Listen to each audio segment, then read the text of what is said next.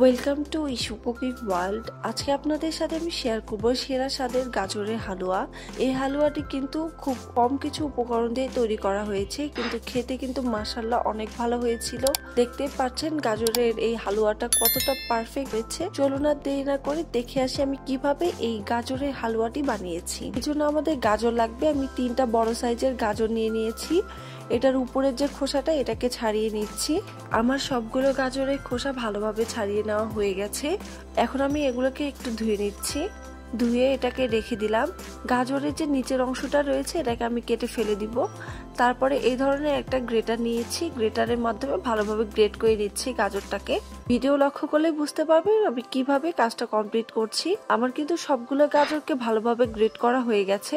ঠিক এতগুলো হয়েছে আমার 3টা গাজর থেকে গ্রেট করার পরে। চুলায় একটা পাত্র বসিয়ে দিলাম। 1/3 পরিমাণের আমি রান্নার রেগুলার তেল দিয়ে দিলাম, আর সাথে দিয়ে দিলাম 4টা দারুচিনি, 3টা এলাচ।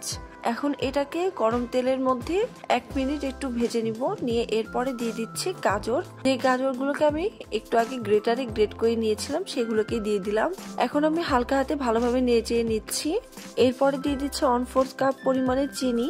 চিনিটা দিয়ে গাজরটাকে ভালোভাবে নেড়ে নিলাম। এই গাজরের হালুয়াটি রান্না করা কিন্তু খুবই সহজ, খেতে মাশাআল্লাহ অনেক ভালো। এরপরে দিয়ে দিচ্ছি 1 কাপ পরিমাণের পানি, আর সাথে দিয়ে দিলাম গুঁড়া দুধ। এখানে আমি 1/4 কাপ পরিমাণে গুঁড়া দুধ ইউজ করেছি।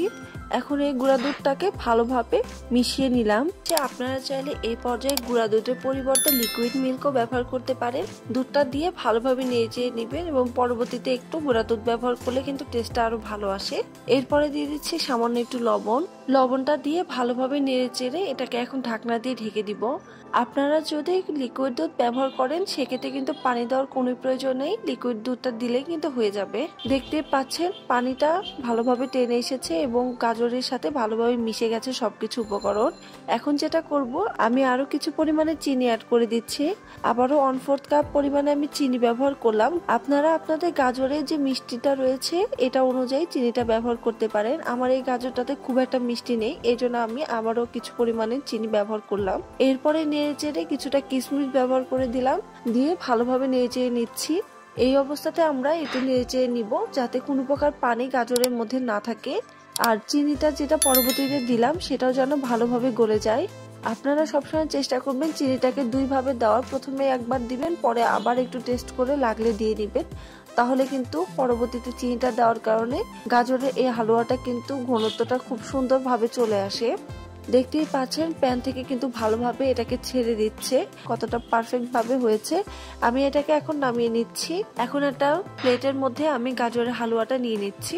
চাইলে আপনারা এভাবে পরিবেশন করে খেতে পারেন। এভাবে খেতেও কিন্তু অসম্ভব মজা হয়। যারা আমার চ্যানেলে নতুন অবশ্যই কিন্তু চ্যানেলটি সাবস্ক্রাইব করবেন এবং পাশে থাকা বেল বাটনটা অন করে দিবেন ভিডিওর আপডেট পেতে। আর যারা অলরেডি সাবস্ক্রাইব করেছেন সকলকে অসংখ্য ধন্যবাদ। আর ধন্যবাদ সবাইকে যারা এত সুন্দর সুন্দর কমেন্ট করছেন, এভাবে আমার পাশে আছেন। বরফির মতো করে কেটেও কিন্তু আপনারা গাজরের এই হালুয়াটি খেতে পারেন। আমি 4 কোণা শেপ করে কেটে নিয়েছি। এই গাজরের হালুয়াটা কিন্তু খুব কম কিছু উপকরণ দিয়ে তৈরি করা হয়। খেতে কিন্তু মাশাআল্লাহ অনেক ভালো। বাসায় কিন্তু একবার হলেও ট্রাই করবেন। কেমন হয়েছে কমেন্ট বক্সে কমেন্ট করে জানাতে পারেন। আমাদের বাসার সবার অনেক পছন্দের এটি হালুয়ার রেসিপি আপনাদের সাথে শেয়ার করলাম। আমি এখন একটা গাজরের হালুয়া নিয়ে দেখিয়ে দিচ্ছি কতটা পারফেক্ট হয়েছে। খেতে মাশাআল্লাহ অনেক ভালো হয়েছিল। দেখতে পাচ্ছেন কতটা সুন্দর হয়েছে।